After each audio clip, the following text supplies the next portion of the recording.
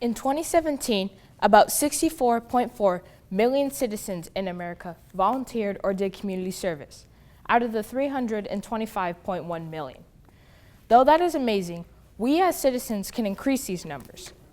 Theodore Roosevelt said that the country would not be a good place if the people in it did not make it good. We have the responsibility to make it good. Welcome judges, parents, and fellow contestants. The responsibilities that the U.S. citizens have to make this country a better place for all of us to live in is doing community service, staying informed, and voting. Participating in community service is very important to make the place we live in better and make you a better person. Community service for students in college volunteering helps students acquire knowledge, life skills, and provide service to the people who need it the most. This not only benefits the people in need, but it can help boost us and earn more opportunities for donating our time.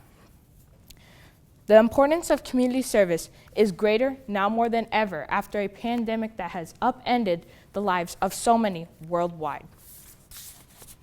Even if you are experienced or not, the time is very valuable and useful for the community, which is endless. Something that is just as important as doing community service is staying informed. The responsibility of staying informed is very important to stay up to date on important news. Citizens have the responsibility to stay up to date on news affecting their communities as well as national or international issues and to be active in the civic process. This can make issues around you be called to action and strive to be fixed. Staying up to date keeps you closer with your community and helps you do service. Keeping yourself informed helps better you. People who receive good, accurate information reported lower levels of stress, anxiety, and depression. The benefits of staying informed is very worthwhile to yourself and others. Staying informed is very rewarding, but it can be taken to another level by voting. The final responsibility that the U.S. citizens have is to vote. Voting puts your voice out there. Your vote may not directly elect the next president, but when combined with others in your voting district or country, your vote undoubtedly matters when it comes to electoral results.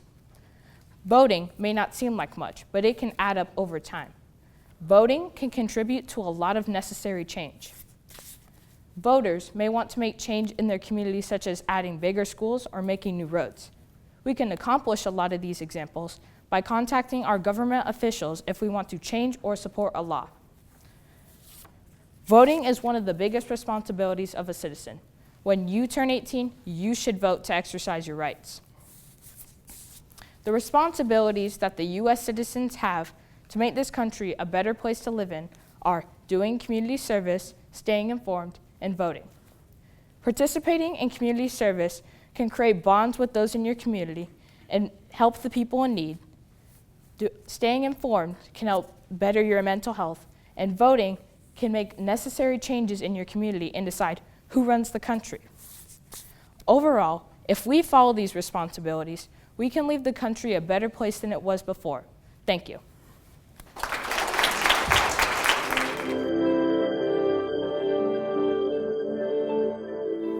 Welcome guests, fellow contestants, and judges. My name is Ella Burga from Peoria eCampus. It has been almost 236 years since the Constitution, one of the most impactful documents of the country, was written. Ratified in 1788, the Constitution has come a long way in existence, yet there's a much further path ahead to meet the circumstances of today's country.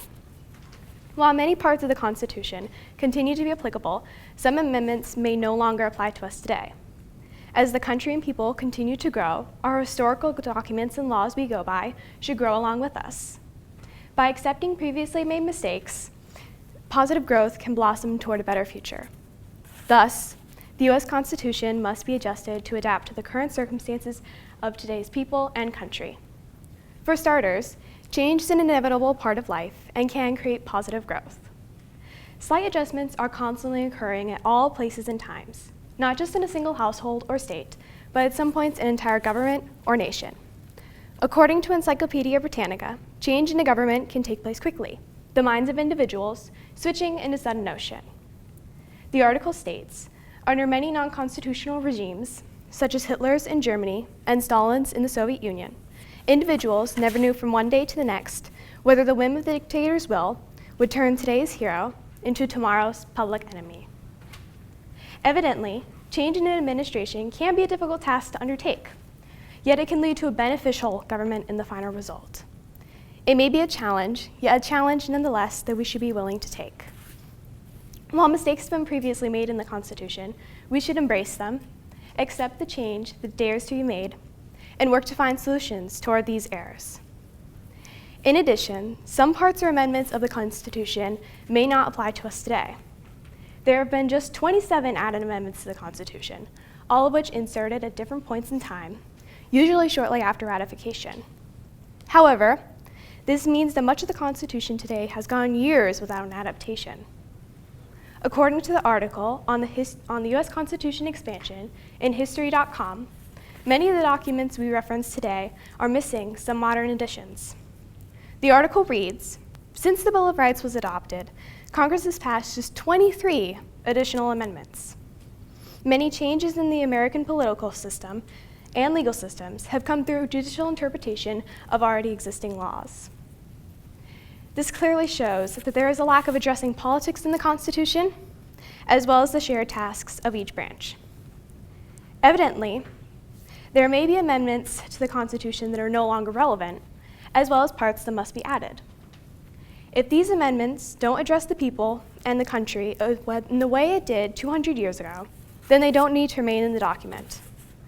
While the Constitution has successfully remained a part of our legal system, this does not mean it remains relevant toward today's government and communities.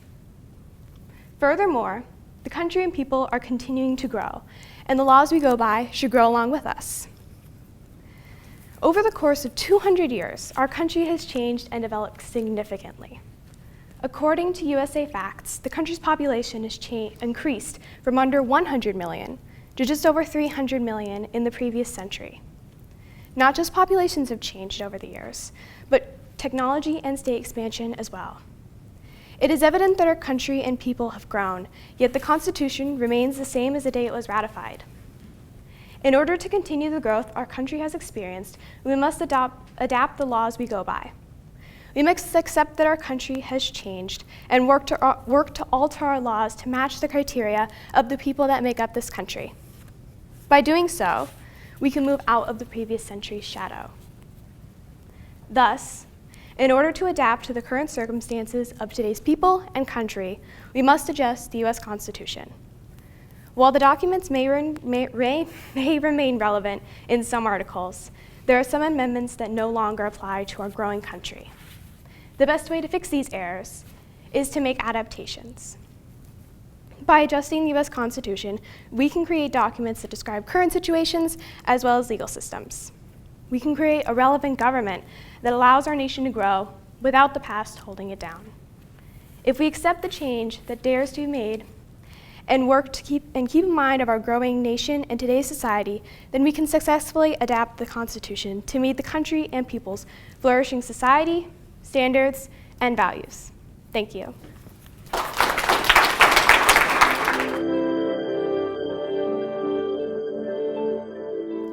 Dictionary.com defines the Gettysburg Address as a short, notable speech made by President Lincoln on November 19, 1863 at the Soldiers' National Cemetery in Gettysburg, Pennsylvania. Now, if I could, I would like to ask you, what does this mean to you? For some, it may mean nothing. And for others, maybe you had a family member involved in the Battle of Gettysburg. But to me, it means my home, my country, and my future. And it's yours too. Good afternoon, ladies and gentlemen. My name is Sarah Milken. President Lincoln's Gettysburg Address is one of, if not the most patriotic document of all time because of its words of freedom, equality, in our country. President Lincoln begins, quote, 7 years ago, our fathers brought forth in this new nation, conceived in liberty. Liberty. That's what our founding fathers wanted our country to be built upon. Freedom, as I believe it to be, is the right to choose. The right to be who you want to be. This was all the inspiration for creating the U.S., what it is today. But with freedom comes sacrifice. and the soldiers who fought in the Battle of Gettysburg sacrificed an undeniable amount. A couple of lines in the speech later, and Lincoln says, "But in a larger sense, we cannot consecrate, we cannot dedicate, we cannot hallow this ground. The brave men, living and dead, who have suffered here have consecrated it far above our poor power to add or detract." Lincoln is saying that the battlefield is a special place. The battlefield has been dedicated to the men that died there, the men that fought there, the men that fought for our nation. It has been consecrated, it has been hallowed. But we can't do that as people because the soldiers have already made it that way. Lincoln brings up the well-known phrase, "All men are equal." This is significant not only to his character, but to the current and past events that happened during the country at that time. By using his credibility of signing the Emancipation Proclamation, Lincoln declares that men and men of color are equal, and that everyone is equivalent to the other. Due to the unfortunate circumstances around why this speech had to be given, and the current events, the current ideas of the American Revolution that were being spread, the receivers of the speech were left in absolute shock of the entire statement that had been made, because they all believed what he was saying. They all agreed with it. But nobody was brave enough to say it, let alone deliver it as powerfully as Lincoln had. History.com writes, "The speech reflected his redefined belief that the Civil War was not just a fight to save the Union, but a struggle for freedom and equality for all." This brings us to a new part of the Gettysburg Address, where Lincoln firmly states, "We here highly resolve that these dead shall not have died in vain, that this nation, under God, shall have a new birth of freedom, and that government of the people, by the people, and for the people shall not perish from this earth." This is the part of the Gettysburg Address that makes the document the most patriotic. The people who died in battle, the people that didn't have freedom or weren't treated with equality, shall all have a new birth of freedom. The people of the U.S. shall not take the soldiers who protected the nation and died in vain. That all shall be granted with a government built by the people, made for the people, and it shall not perish from the earth. The Gettysburg Address made some incredible changes on our history. And so to pay our respect to those who passed in battle, we need to honor, remember, and treasure it in our history. Thus, in all the ideas that were expressed in President Lincoln's Gettysburg Address, it creates the most patriotic document of all time because of its words of freedom, equality, and our country. Thank you for your time.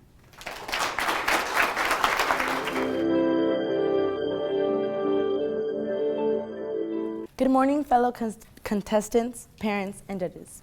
My name is Juan Martinez, and today I would like to talk about Theodore Roosevelt, a quote of his, and the responsibilities we have today here as citizens. Roosevelt's quote reads, "This country will not be a good place for any of us to live in unless we make it a good place for all of us to live in." That is Roosevelt's quote. And I believe that if we live by this quote, the world would be a better place to live in. In the next few minutes, I'm going to be talking about Theodore Roosevelt, his quote, and ways to become a better citizen. Theodore Roosevelt was born on October 27, 1858 in Manhattan. Although Roosevelt was born into a wealthy New York family, he did not take an easy path in life. Roosevelt was born with severe asthma as a child. However, Roosevelt took his asthma as a challenge he knew he was soon to overcome. He suffered the tragedy of losing his wife and mother due to illness on the same day of 1884. After Roosevelt's wife and mother passed away, he took a horse west, taking only what fit with him. Although he went through all of these things, he still served as the 26th President of the United States between 1901 and 1909, and was the first Nobel Peace Prize winner. He was admired and loved by many because he prioritized and established national parks, forests, and monuments, sustaining the nation's natural resources.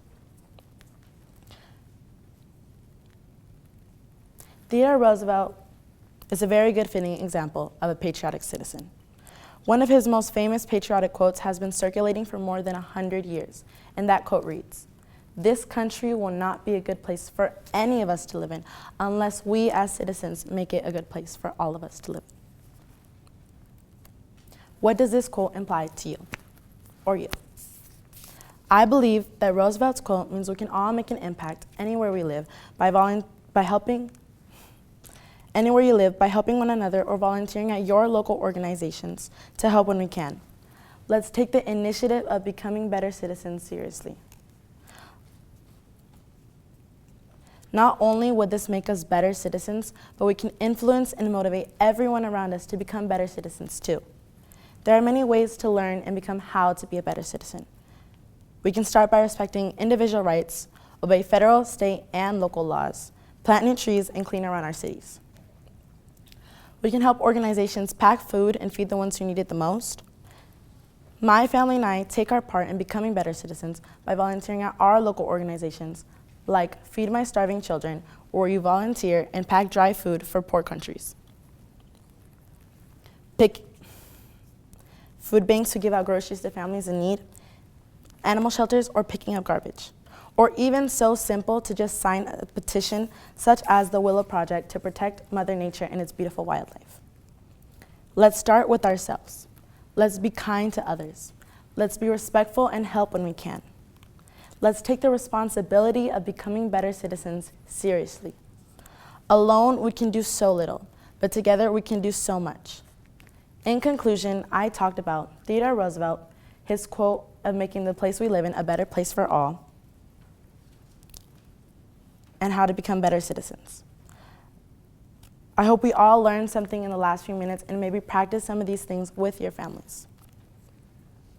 Thank you for giving me the opportunity to be here and listen to my patriotic speech. It means a lot to me to be able to be a voice for my school. My name is Juan Martinez, and remember, everything starts with you and your ability to try. Thank you for listening and have a great day.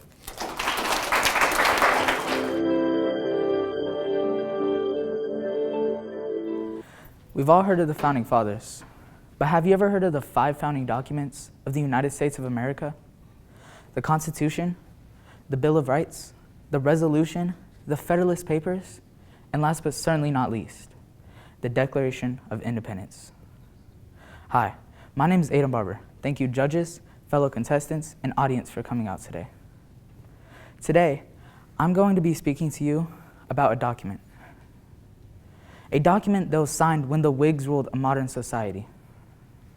A document that was finalized on July 4th, 1776. A document that endowed 3 unalienable rights on humans: life, liberty, and the pursuit of happiness. The document I'm speaking of is one of the most important documents ever created: the Declaration of Independence. The first right given to us by the Declaration of Independence is life. What is life? Wait. Thomas Jefferson stated life. Oh my gosh, I just messed it up. Thomas Jefferson insisted in the Declaration of Independence that the government would make laws to ensure our safety. Thomas Jefferson also insisted the government would take appropriate steps to keep us safe if your life were at risk. Will the United States be without the right of life? Life is precious and should be cherished, which makes this an important right the Declaration of Independence holds. The second right granted to us by the Declaration of Independence is liberty. What is liberty? Thomas Jefferson stated liberty: unobstructed action according to our will within the limits drawn around us by the equal rights of others. I do not add within the limits of the law, because law is often but the tyrant's will, and always when it violates the rights of an individual. What does that mean? That means no one has the right to violate a citizen's equal rights. If we look back to 1955, we can see a more modern example of this right. Martin Luther King knew that African American citizens were being violated. What did he do? He started a bus boycott and much more. He knew everyone has the unalienable right of liberty. So did many other civil rights leaders. President Ronald Reagan acknowledged Dr. King's strides towards civil liberties by signing to a law, a holiday, dedicated to memorializing all Dr. King's challenging work. Without the right of liberty, discrimination, slavery, and many other civil liberties would still be infringed on to this day. The last right granted to us by the Declaration of Independence is the right to pursue happiness. Whether your happiness means accomplishment, seeing others succeed, Or maybe your happiness is having food on the table. Either way, this is an unalienable right the Declaration of Independence holds. Unalienable means it cannot be taken away. If we didn't have this right, we wouldn't be gathered around here today to listen to all of our kids' speeches. Those three rights are what make me believe the Declaration of Independence is the most important document the United States has. By the show of hands, how many of you also believe the Declaration of Independence is the most important document? Thank you. And thanks again to my fellow contestants, audience, and judges for coming out today.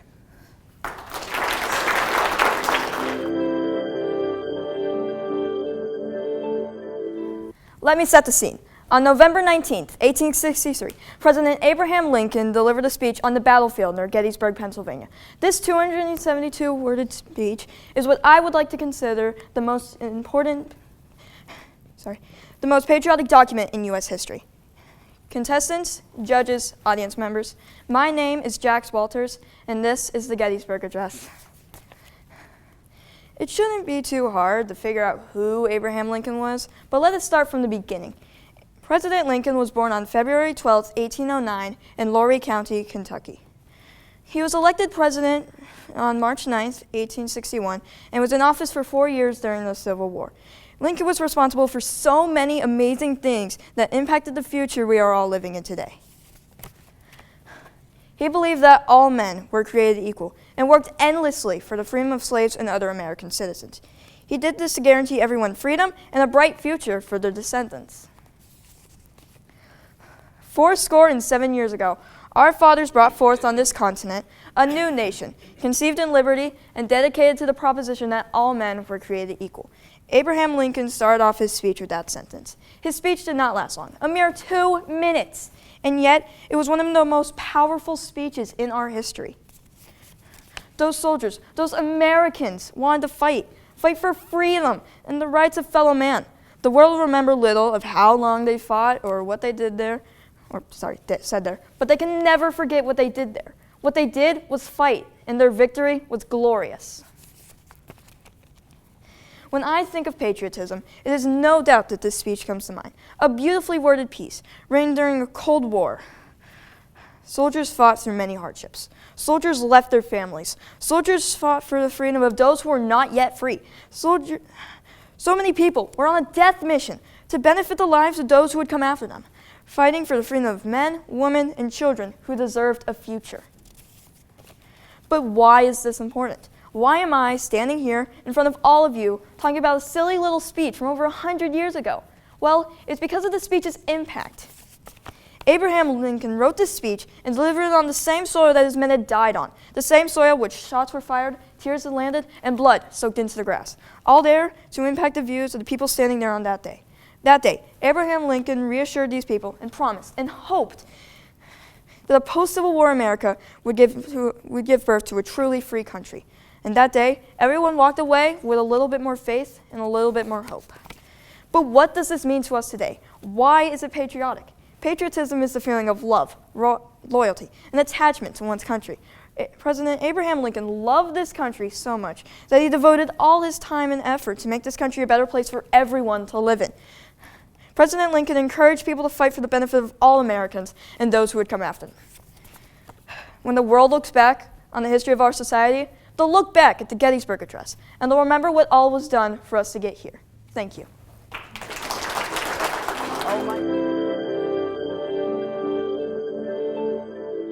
Good afternoon, judges, families, and fellow contestants. My name is Braylon DeReuter, and it is an honor and an immense pleasure to give a speech on patriotism. I quote, "We therefore the representatives of the United States of America." Does that sound familiar to you? Well, those are the first words of the Declaration of Independence. The Declaration of Independence shows the most patriotism out of all the other United States documents. Patriotism can be defined as the love for the nation to the extent of sacrificing your own life for the betterment of it. Patriotism also can be defined as the feeling of love, devotion, and/or support for one's country. Unlike the other United States documents, the Declaration of Independence is clearly not legally binding, but is extremely powerful. Abraham Lincoln called it, and I quote, "a rebuke and an obstacle to tyranny and oppression." Lincoln continues to inspire all people from around the globe to fight for freedom and equality. The Declaration of Independence is an official document that points out the United States of America is a free country from Britain. The most principal statement in the Declaration of Independence comes quite close to the end and declares a complete breakage with Britain and its royal leaders. It claims that the United States has the powers of an independent country. Almost everybody knows that Thomas Jefferson wrote the Declaration of Independence. However, did you know that, like most people when they write, Thomas Jefferson wrote at least one rough draft? To answer the question, how does the Declaration of Independence connect with today? Well, it was recognized and used as an announcement of the new nation's founding. It is also a call to defend liberty at home and abroad. The Declaration of Independence is as still as relevant as when it was founded back in 1776. Did you know the Declaration of Independence is approximately 1,320 words long? The Declaration is made up of 4 district parts: the introduction, the preamble, the body, and the conclusion. The people that helped Thomas Jefferson write the Declaration of Independence are John Adams of Massachusetts, Benjamin Franklin of Pennsylvania, Robert B. Livingston of New York, and finally Roger Sherman of Connecticut. However, Thomas Jefferson is and will remain the primary founding father. Patriotism does not only mean struggling for the freedom of one's country, it can include the honest feeling of true love for the country and the countrymen and women, which can be displayed through passionate work for the country's development. Sometimes people get nationalism and patriotism mixed up. However, nationalism is the advocacy of or support for the political independence of a particular nation and or its people. The 3 main intentions of the Declaration of Independence were built on American settlers' common goals. They consisted of unity, freedom, and or the protection of the individual rights. Before I end my speech, I just want to give a special thanks to my dad for helping me and my teachers for helping me. Thank you so much for your time and attention. Have a great rest of your day.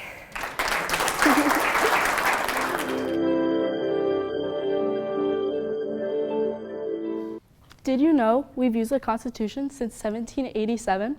That is 236 years. The Constitution is still being used to this day. Hello, judges and fellow contestants.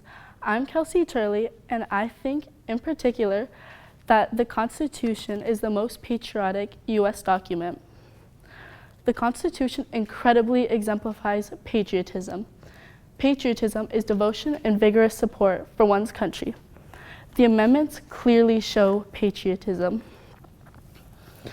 The First and Second Amendments are great examples of patriotism. The First Amendment protects religion, speech, assembly, and press. The Second Amendment protects the right to keep and bear arms. Citizens have the right to own a firearm without restrictions from the government. We can protect ourselves from domestic and foreign attacks if the government doesn't. We can use the Second Amendment for self-defense. Now, back to the First Amendment, the 4 rights it protects: religion, speech, assembly, and press give the United States exceedingly more freedom, unlike other countries such as China and North Korea. We can voice our opinions, criticisms, and objections. With these 2 amendments, they give a more just and free society, which can lead to bold and new ideas. For my next 2 amendments, I'll use the 15th and the 19th Amendment. The 19th Amendment states women's rights to vote. The 15th Amendment is no voting discrimination of race. These amendments give the right for any citizen over the age of 18 to vote. They can select who they want the president as. Now, the voting field is equal because of these 2 amendments. People can now voice themselves and their opinions. My final reason as to why the Constitution is the most patriotic United States document is the 13th Amendment. The 13th Amendment is the abolishment of slavery. This amendment was implemented in 1863 by President Lincoln. Slavery had ended. This now meant that post-slaves could get jobs and could get paid more. They got to be free and happy with their country. Some people may say that the Declaration of Independence is the most patriotic United States document because they were freed from Britain or King George III. but I don't think it is, because the Constitution guarantees fundamental rights and protection of life, liberty, and property. Given my points in this essay and speech, I have no choice but to conclude that the Constitution is the most patriotic United States document. My points stated were the First Amendment, the Second Amendment, the 13th Amendment, the 15th Amendment, and the 19th Amendment. For how long this document has been in use, there's no doubt that the Constitution is the most patriotic United States document. I hope I gave you some knowledge about the Constitution and maybe even persuaded your opinion to think that the Constitution is the most patriotic United States document. Thank you.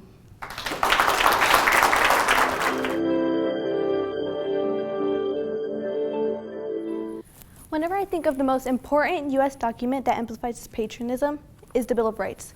Out of all 10 amendments that makes up the Bill of Rights, the First Amendment is the most important. Hi, I'm Celine Jones, and this is my speech.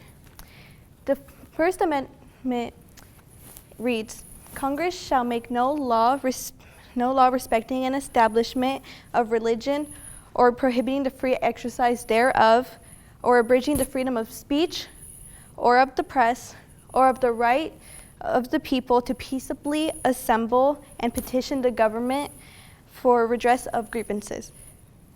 The First Amendment is most renowned out of the entire Constitution, but you might ask yourself, is it still relevant to this day? Well, yes. The First Amendment allows you to believe, speak, and write whatever you want about your government without fearing your words being censored or you being punished by the government. You know, it doesn't matter how old you are. It doesn't even matter if you weren't born in the United States. If you are physically in the United States, you are protected by the Bill of Rights itself. But how does the Bill of Rights protect us? Well, as you know, back in 2020, we had riots, protests about police racism, Asian hate, and murders of Black people due to police racism. But if it weren't for the First Amendment, specifically the right of freedom of speech and assembly, we wouldn't have been able to do that and speak out. Because of the First Amendment, we have the right to speak out against our government. But what roles does that play? Well, we are allowed to read the news without it being censored by the government. We have the freedom to talk about whatever we want, knowing it's not going to be censored by our government. We can post anything we want on social media, whether it's about what we're eating or problems that we have in this world. People can speak out on their thoughts and beliefs wherever they want to. Teachers can teach their students about the government. People can have protests, whether it's about them wanting to bring like stuff about veganism or stuff about equality. But thankfully, for this amendment, we can do that. But you might ask yourself, what if the First Amendment wasn't in the Bill of Rights? More specifically, what if the Bill of Rights wasn't even added into the Constitution itself? What if the only source of information we got was from the government itself? What if anything we said about our government or our nation's leader, like our president, had to be praising them? The government could have their own controlled versions of social media. They could even have their own religion, prohibiting other citizens from practicing their own. Anyone who said anything bad about our president could be killed, imprisoned, or anything else. Well, thankfully, for the Bill of Rights, you can speak out against anything you want to. As a young female, I feel lucky to be in a country where I'm able to have a say in what I can do, where I can show my face, get an education, and speak out against anything I disagree with. I can't imagine how frustrated I would be if I couldn't say anything that I want. But back in 2012, Malala Yousafzai spoke out against her problems she had. And because of this, she was nearly killed. This kind of oppression is a tragic reality of women in other countries who don't have this freedom. But that's not the only thing someone can be killed for. Back in North Korea, you can be killed, tortured, or even imprisoned for studying any religion. But thankfully for the First Amendment, we have the freedom of religion. What does that mean? We have the freedom to choose, change, manifest, believe, and worship any religion we want to. Thankfully for the Bill of Rights, specifically thank you for the First Amendment, we are allowed to have these freedoms. And without them, we wouldn't be the country we are now.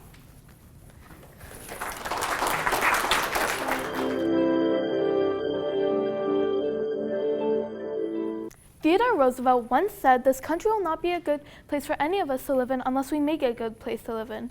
First of all, Theodore Roosevelt proved that anyone can be patriotic, starting from investing in railroads to being president. Theodore Roosevelt told millions of people that if you're going to live in this country, then at least help your country by making it better. Hello, welcome, fellow patriotic citizens. My name is Neva Muhammad, and I will be explaining 4 responsibilities to become a more patriotic person. First, to know what responsibilities you have to become a more patriotic person, you need to know what the quote explains. Let me start off by saying Theodore Roosevelt's quote: "This country will not be a good place for any of us to live in unless we make it a good place to live in." This quote has one main meaning with entirely different ways to perceive it. To me, the quote means to fight for what's right, even if you get punished for it. To Roosevelt, it meant to fight for his country so others can have a good life. So the main meaning to Roosevelt's quote is that you have to make somewhere worth living there. I mean that. To people who want to change injustice,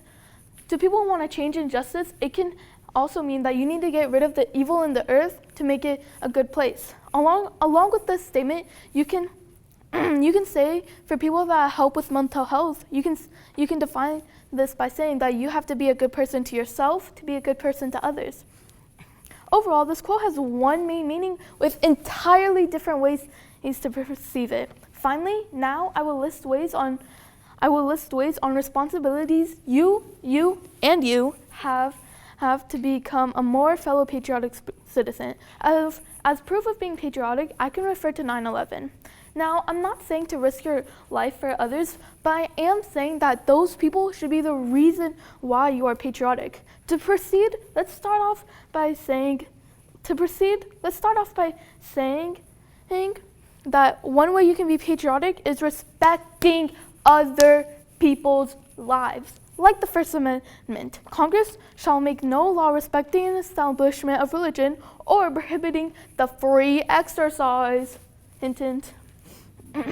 Meaning that you as a person has no right telling someone what to do, and neither can Congress. To add on of being patriotic, you can protect the environment around us. One way to do that is to donate to organizations that help animals, including the environment. Now, for people who are young and can't donate, one way to be patriotic is educating yourself on the U.S. history and government.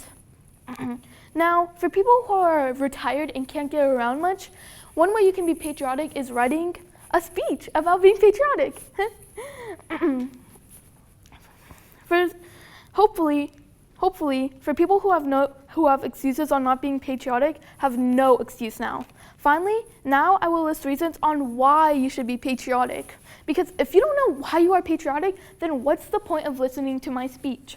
Like I said before, 9/11 is a big reason on being patriotic, but that shouldn't be your only reason. Another reason you are patriotic is because you are proud of your country, not because you are forced to. Another amazing example is September 9th, 1776, the day that America got its independence. The day that day showed that people fought for their country. That's why I'm patriotic. Along with this is the JFK assassination is another great example of when a leader is killed, we will stand tall through the grief. Even if those reasons can't convince you, I don't know what will. In conclusion, Theodore Roosevelt's quote, "This country will not be a good place for any of us to live in unless we make it a good place to live in," is a main explanation on why so many people are patriotic. Even if you started out on investing in railroads, you might become president, just like Theodore Roosevelt. I have one more side. You could change millions of minds if you tried being patriotic. Hopefully, I changed your guys' minds on what truly being patriotic means. Thank you, fellow patriotic citizens, for listening the ways of being patriotic and why you should be patriotic.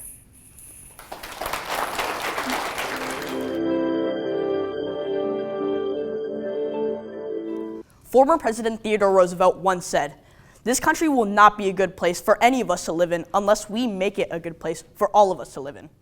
This quote exemplifies the power of the American people and how we can come together and make a difference. Good afternoon, judges, guests, and fellow contestants. My name is Kyle Armstrong, and I will be presenting why this quote symbolizes patriotism to me. This quote is simple, but also a good representation of what this country needs to be great. It reminds us that our actions and decisions as a society have a direct impact on the quality of life for everyone, not just a select few. It calls on us to take responsibility for creating a better future for ourselves and for generations to come. We must remember that our choices affect not only us, but also our neighbors, friends, and families. We must strive to make this world a better place for everyone, not just for ourselves. By working together and taking care of each other, we can create a society that is inclusive. As Americans, we pride ourselves on being a land of independence, a melting pot of cultures, and a beacon of freedom and democracy. But in order for these ideals to truly be realized, we must work together to guarantee that everyone has an equal shot at success. This means creating opportunities for education, employment, and economic growth for all. It means fighting against discrimination and injustice in all its forms, whether it be based on race, religion, gender, or sexual orientation. It means working to eliminate the systemic barriers that prevent some from reaching their full potential. We must ensure that everyone has access to basic human needs, such as healthcare and housing. These necessities should not be a privilege, but a right for all citizens. We must also acknowledge that our actions have a ripple effect, not just within our own country, but around the world. As a global leader, the United States has a responsibility to set an example for other nations to follow. By working to create a more just and equitable society, we can inspire others to do the same. Imagine a world where everyone has the opportunity to reach their full potential, regardless of their race, religion, or background. We must work to create a society where everyone has a fair chance to succeed and reach their full potential. That is the world worth striving for. We must work to build a world where everyone is treated with dignity and respect, where everyone has a chance to thrive, and where every voice is heard. This means listening to the concerns and needs of unfortunate communities and taking meaningful action to address them. In conclusion, let us remember the words of Theodore Roosevelt. It's up to us to create a better future for ourselves and for generations to come. Together, we can make this country a truly great place to live for everyone. Each one of us has the power to make a positive impact in our communities and in the world. So let us take advantage of this opportunity to do good and make our country a better place for all of us to live in. Thank you.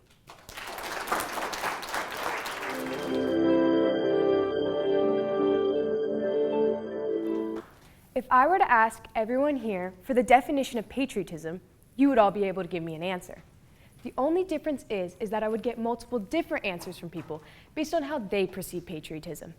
But in the end, we wouldn't have all these different perspectives if it weren't for our freedom being won in the first place. Good afternoon, judges, guests, and fellow contestants. My name is Avery Klingman.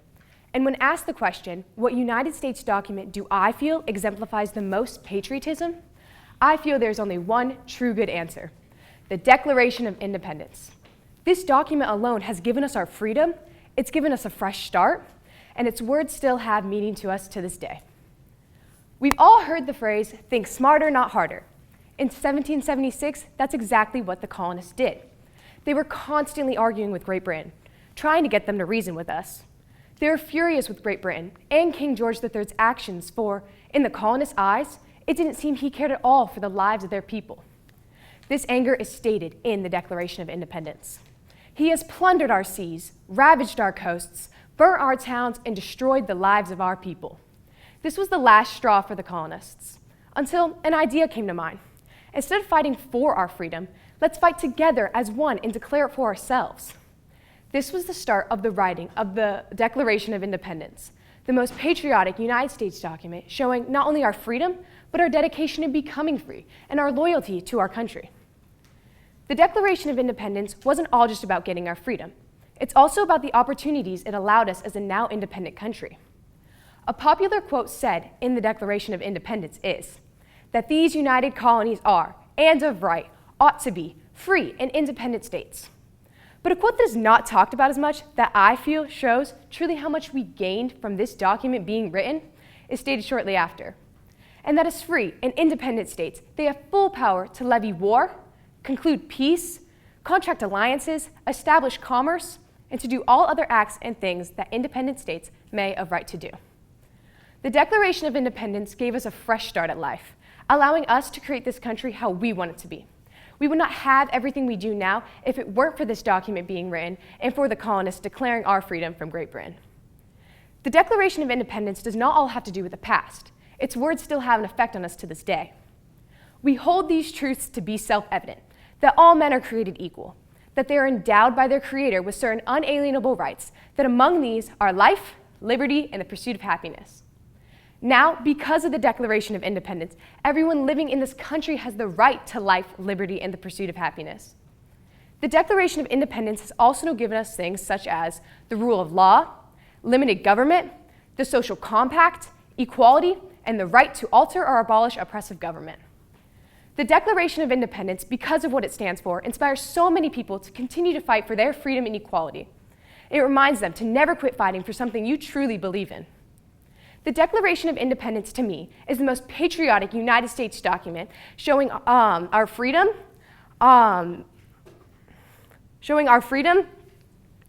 the opportunities it allowed us, and that its words still have an effect on us to this day.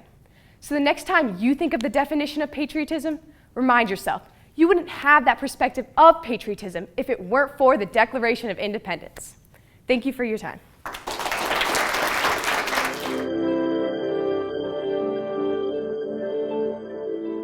On September 12, 1962, President John F. Kennedy gave his patriotic We Choose the Moon speech that rallied the nation behind space exploration. President Kennedy fought and was wounded in World War II, and he treasured American freedom. He believed that the race to the moon would strengthen American democracy against the threats of the Cold War. The We Choose the Moon speech put patriotism to work and inspired a generation. 60 years later, it still propels discovery. Patriotism is not just loving your country, but believing in your country. Hello, welcome parents, teachers, judges, and fellow contestants. My name is Cynics. The We Choose the Moon speech made Americans reach, and Kennedy's tragic assassination did not stop his vision from inspiring, challenging, and leading us to space, to the moon, and beyond. Patriotism inspires us and makes us believe. In years past, humans dreamt of going to the moon, but for centuries, it stayed as just that, a dream. But in 1962, when President Kennedy gave his We Choose the Moon speech at Rice University, that dream became a possibility. In 1969, that dream became a reality. In the We Choose the Moon speech, President Kennedy gave these historic words. We choose to go to the moon in this decade. And not because it is easy, but because it is hard. These words ignited a generation. He stated that this is why humanity wanted to fly across the Atlantic Ocean. This is why humanity wanted to climb Mount Everest. We strive to achieve impossible feats, not because they're easy, but because they are hard.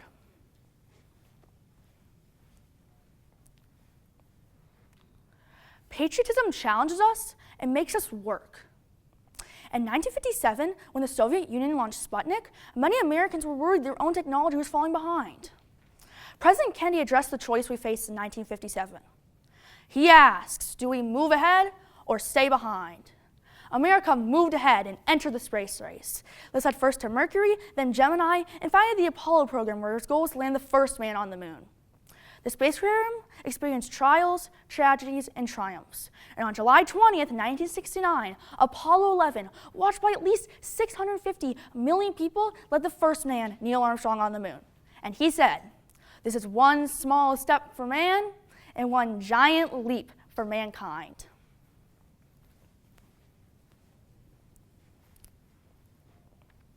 Patriotism leads us to discovery. Now, what did that giant leap for mankind mean for us? On the practical level, the space program provided and continues to provide invaluable knowledge that helps us better understand our planet. President Kennedy states that man's quest for knowledge and progress is determined and cannot be deterred. For me, as a 7th grader, that means that landing on the moon was the first step for space, not the only and certainly not the last. For me, this means that the world of opportunity is just beginning. I believe that we should honor the past generation for getting us where we are today, but we should also keep our eyes on the future. Remember, 150 years before President Kennedy's "We Choose the Moon" speech, the Founding Fathers were in Philadelphia writing the Declaration of Independence. They did this, knowing that the path of creating a new government would not be easy. Rather, it would be hard. Remember, 60 years before President Kennedy's "We Choose the Moon" speech, the Wright brothers flew the first plane at Kitty Hawk. They did this, not because it was easy, but because it was hard. Remember, in 1962, when President Kennedy gave his "We Choose the Moon" speech at Rice University, he set a goal that was unimaginable. He did this, not because it was easy, but because it was hard. Now, our generation, fueled by the freedom promised in America, will seek goals that will inspire us to believe, that will challenge us to work, and that will lead us to discovery. This is patriotism. This is America. And we will walk on Mars and raise the banner of freedom.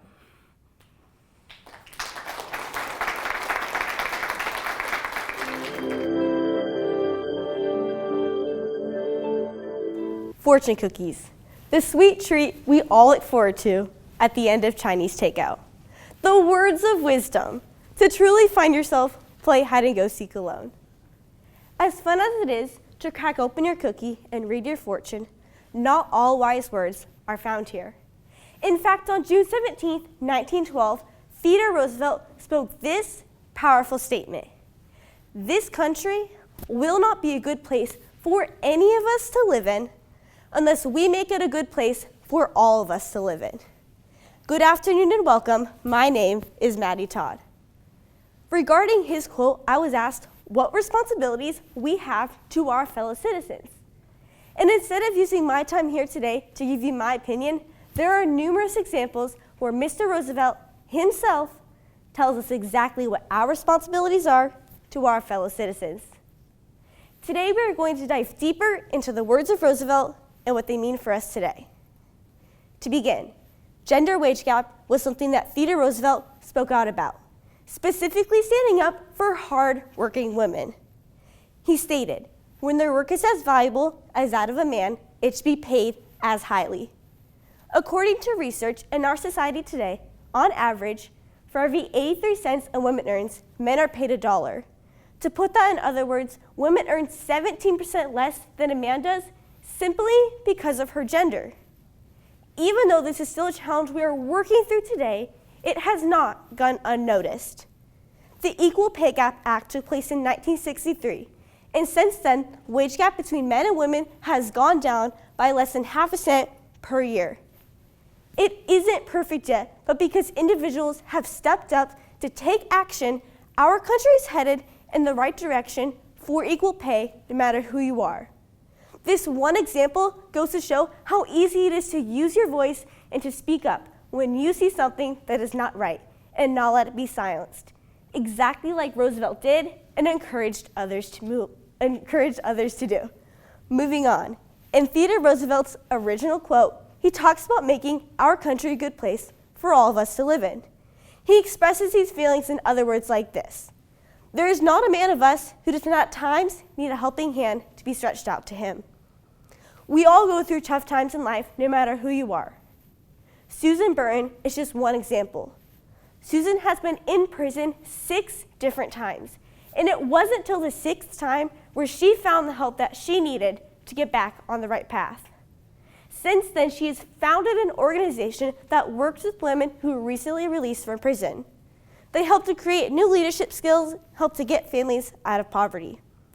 The motto for her organization is empathy from experience. Susan has used her own experiences to transform the lives of those around her. When she was in need, a helping hand was stretched out to her, and in return, she was able to do the same years later. But we don't have to wait years to make a difference. Simply listening with empathy can seem like no big deal, but no act of kindness is ever too small. Lastly, Theodore Roosevelt has prompted us to be volunteers and to serve our communities. Listen to his words. Let us rather run the risk of wearing out than resting out.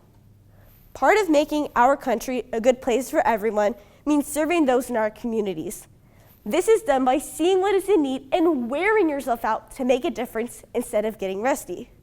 Volunteering is something that is close to my heart in many different ways, whether it's spending time with kindergartners at church, waking up early to help with a charity bike ride, or getting to hit up my favorite store, Target, to do Angel Tree shopping with FJHS. It can even be as simple as bringing cookies to your elderly neighbors and spending time with them. In order for us to live in a country that is good for everyone, we must put others before ourselves. Just think of the impact it would have if we all went home today and took part in some type of service activity that speaks to you.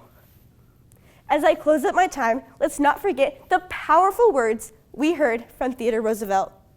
He tells us exactly what our responsibilities are to our fellow citizens: using your voice to speak up for what is not right, using your own experiences to show empathy towards one another, and serving and volunteering in your communities. So the next time you need some wisdom in your life, no need to crack open a fortune cookie. Instead, look to the wise words, the words of wisdom. This country will not be a good place for any of us to live in unless we make it a good place for all of us to live in. Thank you.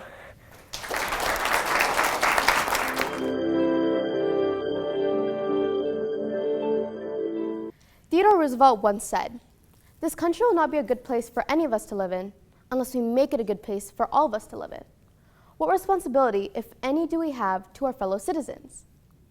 Theodore Roosevelt is most popularly known for his work done to conserve nature, as well as having strong opinions on what a president should do. Good afternoon, judges, parents, and fellow contestants. My name is Drisha Shaji, and I'll be reflecting on the quote said above by discussing the actions Theodore Roosevelt took as president and explaining how his ideas can be applied today. Theodore Roosevelt became the youngest president at almost 43 due to the assassination of President William McKinley. He was stern on his view of the president being for the people and how they should do what is good for the public, unless it is forbidden by law. "I did not assert power," he wrote, "but I did greatly broaden the use of executive power." His term lasted from 1901 to 1909, and issues around this time included environmental dangers, global affairs, and race and social issues.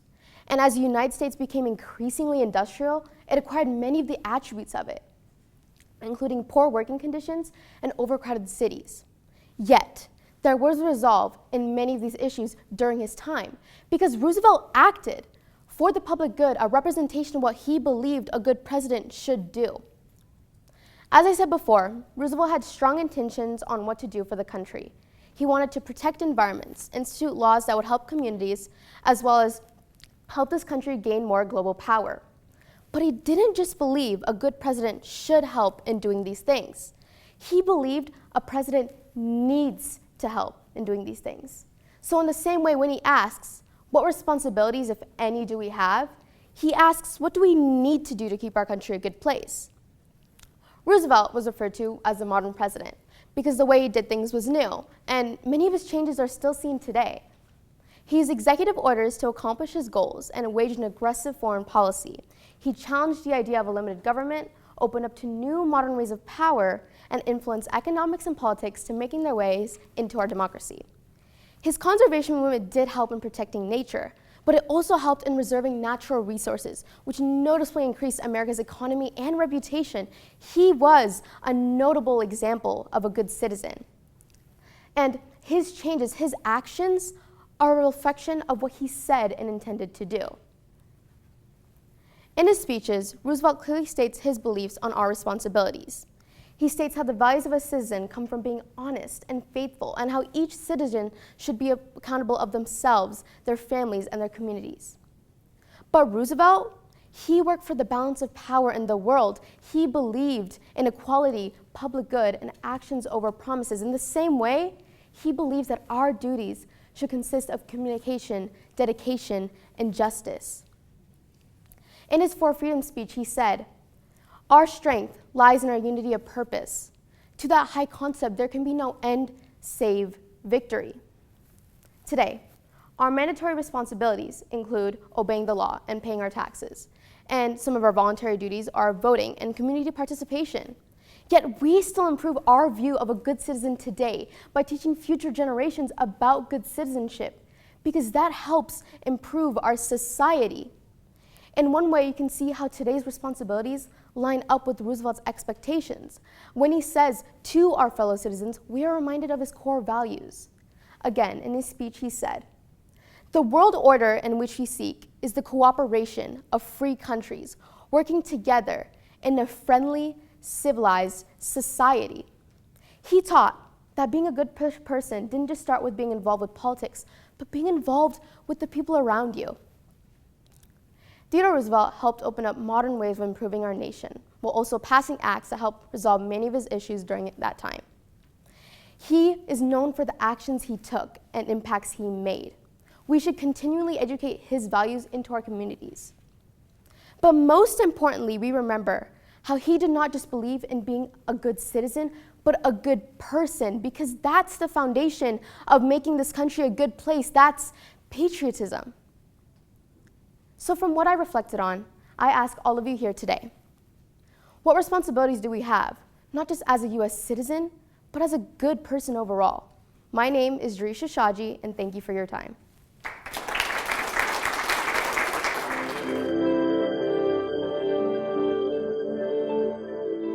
Being a patriot can mean different things to different people, but at the end of the day, we must all come together for one another. In a quote by former president and famous patriot Theodore Roosevelt Jr., he establishes the importance of caring for one another. This country will not be a good place for any of us to live in unless we make it a good place for all of us to live in. Greetings, judges and families, teachers and students. My name is Krista Ebo. I'm an 8th grade student, and I believe that this quote holds a significant and important meaning, that we as citizens have one responsibility towards each other, to love our neighbors as ourselves. This lesson has been expressed in a plethora of forms and a plethora of times throughout history, from religious morals such as the First Commandment to elementary school lessons, where it is known as the Golden Rule, taught and displayed with the pillars of character. It plays a large part in the success of society and is regarded as especially important due to its success with helping others. This lesson has also been expressed by many different people with many different words and phrases. For example, said by Confucius, a famous Chinese teacher from ancient times, "Love others as you would love yourself. Judge others as you would judge yourself. Cherish others as you would cherish yourself." Also, Martin Buber, an Austrian Israeli philosopher, said, "What you must do is love your neighbor as yourself. There is no one who knows your many faults better than you, yet you love yourself notwithstanding. And so you must love your neighbor, no matter how many faults you see in him." This exhibits just how important this rule is to humanity, and therefore there are so many versions. Roosevelt himself stood by this lesson consistently. He was the 26th President of the United States and had many great accomplishments during his presidency. Roosevelt is well known for his work in the conservation of nature and national parks, showing just how much he cared for this wonderful land. He also made many other well-remembered quotes, especially his view known as Big Stick ideology, which helped his presidency greatly. formed from his words, "Speak softly and carry a big stick." The meaning behind this is, in basic terms, to rule with nicer and kinder decisions, even though it's known that you can easily be much more forceful. We cannot show just how much we care for America if we cannot care for the people here. This shows just how connected to and how this rule plays a part in patriotism. The first step to being a true patriot is expressing kindness and goodwill towards one another. Theodore Roosevelt cared a lot for the citizens and well-being of America. He set an example for humanity and used this quote to put his actions into words. Theodore Roosevelt was an excellent example of the lesson he teaches in this quote. Again, humanity has one responsibility: to love our neighbors as ourselves. I believe that we as a society should try our very best to implement this into our lives. Without it, we would fall apart. Remember, true patriotism begins with being kind. I hope my words have been meaningful and noteworthy. Thank you for listening to my speech, and have a good day.